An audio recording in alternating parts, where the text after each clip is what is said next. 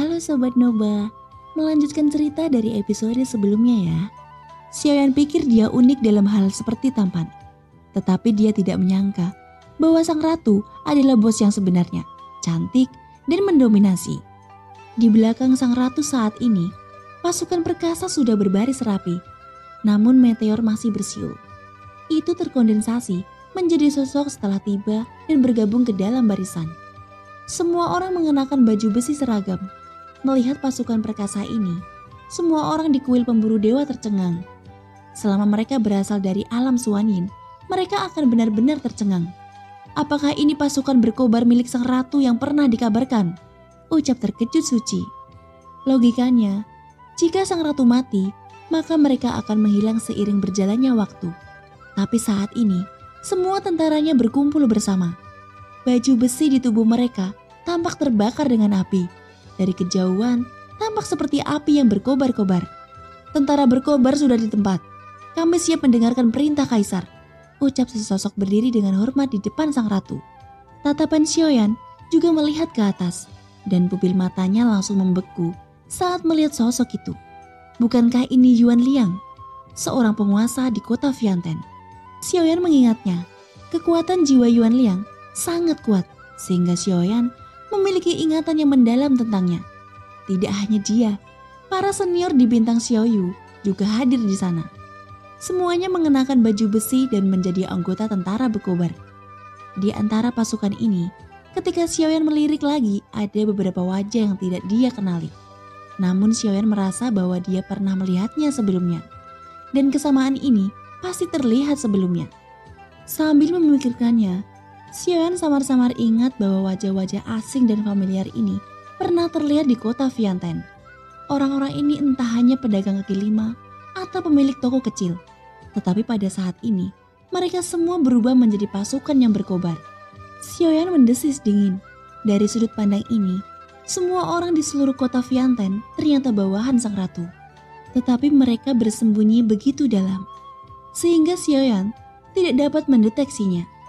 Banyak tokoh yang melihat sekeliling semuanya memancarkan aura mendominasi, dan jumlah mereka terus bertambah. Ini adalah alam Suanyin. Setelah sang ratu jatuh, bukan berarti legenda itu akan hilang. Perintahnya cukup untuk membuat alam Suanyin bergetar 3 kali. Xiaoyan sangat terkejut dengan kekuatan yang ditampilkan saat ini. Pada saat ini, paksaan yang menekannya tiba-tiba menghilang setelah istana nirvana abadi muncul, dan memungkinkan Xiaoyan untuk mendapatkan kembali kebebasannya. Perubahan besar telah terjadi, tetapi pertempuran di depan Xiaoyan masih berlangsung sengit. Semua senior dari Labu Dewa bergandengan tangan untuk menghadapi pria Taisu nomor 11 ini.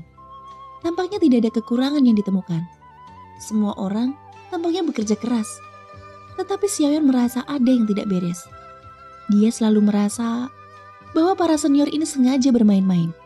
Tidak peduli seberapa lama orang yang selamat dari dunia tanpa batas. Mereka tidak bisa begitu lemah, sehingga bahkan tidak berurusan dengan keabadian Kaisar. Melihat mereka bertarung bolak-balik dengan Taisu nomor 11, Xiaoyan hanya bisa memegang dahinya dengan tangannya. Xiaoyan merasa agak tidak berdaya. Segera tatapannya beralih ke sisi yang jauh, dan kelompok Taisu yang menjarah tiba-tiba berhenti. Ketika Xiaoyan menoleh, dia melihat pasukan berkobar yang telah muncul di belakang sang ratu dengan cara perkasa. Dan istana abadi nirvana besar yang muncul di kehampaan juga membuat Xiaoyan merasa tidak bisa dipercaya. Ini adalah kemampuan sang ratu. Bahkan jika dia mati, dia masih kaisar yang terkuat di alam Suanyin. Kekuatan yang ditampilkan saat ini jauh dari sebanding dengan kuil pemburu dewa. Dia dapat menggunakan kekuatan terkuat yang mengumpulkan seluruh ruang. Jelas bahwa era sang ratu masih jauh lebih kuat daripada kuil pemburu dewa. Pasukan tentara yang berkobar tidak pernah menghilang dan mereka tidak pernah pergi. Mereka selalu ada di alam Suanyin. Mereka hanya membutuhkan perintah dari sang ratu dan mereka akan tiba dalam sekejap. Xiaoyan tidak lagi ditekan oleh alam kekosongan dan kegelapan. Itu juga karena sang ratu memanggil istana nirvana abadi. Istana nirvana abadi adalah markas sang ratu. Jadi penindasan Taisu terhadap Xiaoyan secara alami telah dipatahkan. Tetapi pada saat ini, fokus Taisu jelas beralih dari Xiaoyan menjadi sang ratu. Artinya, sang ratu juga memikul beban di pundaknya saat ini. Apa yang sang ratu butuhkan saat ini hanyalah sepatah kata dari Xiaoyan. Tentu saja dari sudut pandang Xiaoyan, sang ratu mungkin sepenuhnya siap sejak dia datang ke tanah ke sini. Dan dia juga siap untuk melawan Taisu secara langsung di sini. Dalam hal perhatian dan kendali atas perkembangan dan kendali situasi, sang ratu tampaknya tidak melakukan apa-apa. Tetapi dia mampu mengendalikan semuanya secara tidak sadar. Sepertinya yang terjadi adalah kebetulan. Tetapi sebenarnya itu semua adalah rencana sang ratu. Sang ratu tidak bergandengan tangan untuk membantu Xiaoyan. Tetapi sebaliknya, dia membantu Xiaoyan dengan caranya sendiri. Itu juga membantu dunia miliknya. Sang ratu tahu betul bahwa jika kekuatan Taisu masih ada di alam Xuanyin, maka cepat atau lambat alam Xuanyin akan tersedot ke dalam cangkang kosong oleh Taisu. 100 monster tidak hanya menyimpan kekuatan keabadian di alam Xuanyin, tetapi juga sejumlah besar sumber energi juga disimpan di dalamnya. Dari pertempuran barusan, semakin terlihat bahwa monster Void Taisu dapat mengandung energi yang luar biasa agung dan belum diketahui batas atasnya. Lagi pula, alam Xuanyin hanyalah dunia cabang dengan sumber daya yang terbatas. Itu akan benar-benar dikuras oleh Taisu dengan cara ini. Pada saat itu, bahkan jika Taisu tidak secara pribadi menghancurkan alam Xuanyin, tanpa dukungan sumber daya, maka alam Xuanyin akan runtuh, akan menyusut dan pada akhirnya musnah menjadi kehampaan. Sumber daya adalah fondasi dunia dan keseimbangan yang diperlukan dunia untuk dipertahankan. Begitu keseimbangan ini rusak, serangkaian reaksi berantai akan terjadi. Yang kuat akan berkurang tajam. Jika tidak ada kekuatan abadi yang cukup, akan semakin sulit untuk menembus keabadian kaisar. Pada akhirnya, eksistensi keabadian kaisar akan menjadi eksistensi legendaris. Apa yang dilakukan Taisu saat ini adalah menghancurkan alam Xuanyin dalam sekejap. Dan 100 monster Void Taisu ini adalah senjata pembunuh Taisu. Tidak mungkin bagi sang ratu untuk hanya menonton alam Xuanyin dihancurkan.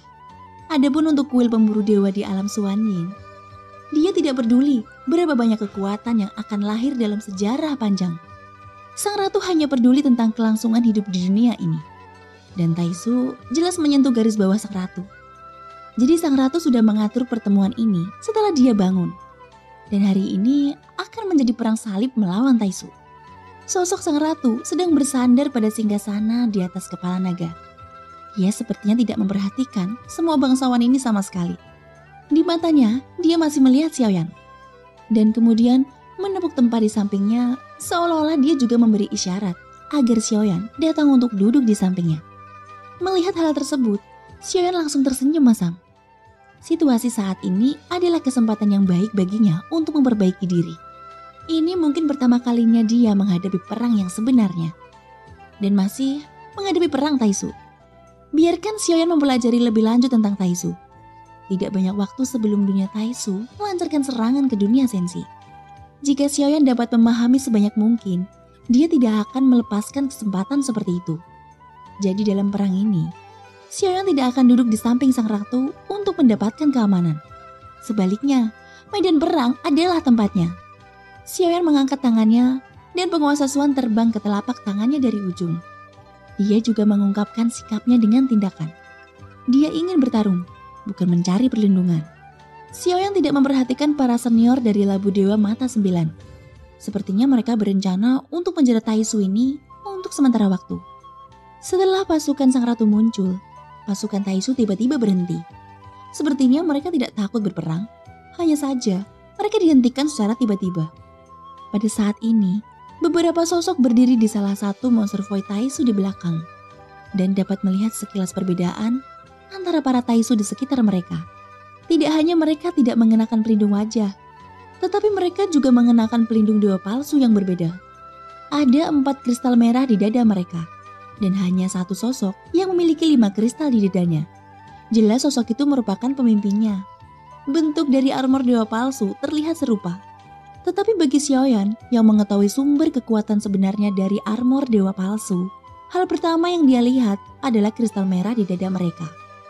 Itu adalah wadah yang menyimpan kekuatan keabadian. Dan juga karena kristal merahlah, kekuatan keabadian dapat digunakan. Jumlah kristal merah juga mewakili tingkat baju besi dewa palsu. Di lengan mereka ada angka berurutan dari 10, tapi jumlahnya hanya mencapai 2 dan tidak ada angka 1 di antara mereka. Sosok bernomor 2 berdiri dengan tangan di belakang punggung. Dia berdiri di depan beberapa orang. Rupanya dialah yang menjadi pemimpin di sini. Ternyata kaisar wanita dalam rumor yang dikagumi semua orang di dalam Suwanyin ini masih belum habis. Merupakan kehormatan bagiku bisa bertemu secara langsung dengan Anda. Tapi aku tidak menyangka bahwa pertempuran ini ada di medan perang. Aku tidak berniat untuk berpartisipasi dalam kompetisi antar kekuatan di alam Suwanyin. Tujuanku datang ke sini adalah membebaskan orang-orangku yang terjerat pertempuran. Jadi, aku bisa menganggap masalah ini sebagai kesalahpahaman. Mengapa kita tidak saling menarik pasukan dan masalah di sini akan selesai? Aku juga tahu bahwa jika perang ini terus berlanjut, Anda dan saya akan menderita kerugian besar. Ini hanya masalah sepele, tidak perlu untuk membuatnya semakin dalam. Ucap pria Taisu nomor 2, suaranya perlahan keluar. Begitu ucapan ini keluar, semua orang di pasukan Taisu terkejut, tapi tidak ada yang berani membantahnya, termasuk kelompok yang dipimpin oleh Zhu Yao sebelumnya. Tidak terus bertarung dengan kuil pemburu dewa. Mereka semua bergerak ke belakang dan mundur dari medan perang. Dalam perang ini, tidak ada yang menyangka bahwa pemimpin Taisu membuat pernyataan mundur. Tentu saja Xiaoyan dapat melihat sekilas bahwa Taisu tidak takut membuat konsensi, tetapi agak menghina untuk bertarung. Mereka tidak perlu melawan sang ratu. Tujuan mereka adalah untuk mengambil sumber daya dan kemudian mengarahkan perang pada dunia sensi. Itu memang kesalahpahaman, ucap sang ratu. Suaranya perlahan datang dari singgasana tanduk naga. Mendengar ini, nomor 2 sedikit mengangkat sudut mulutnya. Dengan seringai jijik di wajahnya, dia merasa bahwa sang ratu takut. Jika itu masalahnya, maka kamu bisa mundur. Kedua belah pihak telah menderita kerugian besar dalam pertempuran ini, sehingga dapat dianggap sebagai penyelesaian. Mulai sekarang, jika kamu tidak memprovokasi Taisu, tidak akan ada konflik lagi seperti ini di masa depan. Ucap pria Taisu nomor 2, melambaikan tangannya dan nadanya tiba-tiba menjadi jauh lebih bangga. Sang ratu tersenyum manis dan alih-alih menjawab, dia mengangkat jarinya dengan ringan. Lalu banyak tentara berkobar tiba-tiba bergegas keluar seperti air pasang. Mereka langsung menuju pasukan Taisu. Pria Taisu nomor 2 tiba-tiba terkejut. Dia tidak menyangka sang ratu akan secara langsung melancarkan serangan. Apakah kamu ingin memulai perang dengan Taisu? Tanya pria Taisu nomor 2 dengan dingin. Aku tidak terlalu memikirkannya. Jika kamu ingin keluar dari alam Suwanyin sekarang, pertempuran ini bisa saja dihindari.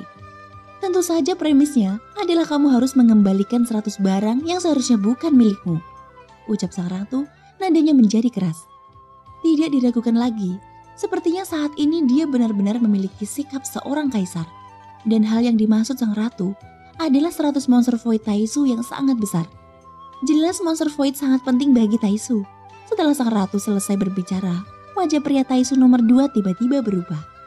Pria Taisu nomor 2 tampaknya juga tahu bahwa sang ratu telah mengetahui apa yang disebut monster void Taisu. Jadi, dia tidak lagi menyembunyikannya. Jika beberapa sumber daya dapat ditukar dengan perdamaian dunia, mengapa tidak melakukannya? Anda juga orang yang cerdas. Jika Anda bisa menjadi penguasa salah satu sisi dunia, jadi saya tidak perlu menjelaskan terlalu banyak tentang pro dan kontra. Kamu seharusnya sudah mendengar banyak tentang dunia Taisu. Jadi bukan pilihan bijak untuk memprovokasi Taisu. Jika kamu mundur, aku masih bisa melepaskan masalah ini. Ucap pria Taisu nomor 2 dengan suara dalam, mencoba menggunakan nama dunia Taisu untuk menekan sang ratu. Menurut apa yang Anda katakan, jika ada dunia ingin datang ke alam Suwanyin saya untuk menjarah sumber daya, maka lebih baik semua eksistensi di alam Suwanyin saya untuk menyerah? Tanya sang ratu. Apa yang ingin saya katakan adalah bahwa sumber daya yang diambil oleh Taisu tidak akan berdampak buruk pada alam Suwanyin. Paling buruk, hanya akan ada lebih sedikit orang kuat yang lahir. Tetapi dibandingkan dengan kehancuran dunia, tidak masalah jika Anda memilih menyerang. Anda sebagai seorang kaisar seharusnya setuju dengan usul ini. Ucap pria nomor 2 Taisu menjawab. Dia jelas memiliki nada bercanda ketika dia menyebut nama kaisar. Tampaknya dia berpikir bahwa sang ratu tidak layak atas gelar yang begitu mendominasi. Di matanya, Cabang dunia seperti alam suwanin sama sekali tidak ada bobotnya. Oleh karena itu, hidup dan mati semua makhluk di sini tidak ada artinya bagi mereka. Alasan dia menghindari pertempuran saat ini karena dia tidak ingin menyia-nyiakan sumber daya dengan mereka. Sang ratu lalu berkata, satu-satunya perbedaan antara mengambil sumber daya dan menghancurkan dunia adalah bahwa yang pertama adalah kematian yang lambat. Jadi apakah Anda menyimpan sumber daya milik alam suwanin saya? Atau semua orang akan bertarung sampai mati? Itu adalah jawaban dari masalah ini. Pemenang akan hidup dan yang kalah akan mati, ucap sang ratu memberi tantangan secara langsung. Thank you guys sudah mendengarkan ceritaku sampai akhir. Semoga hari kalian menyenangkan. See you, bye-bye.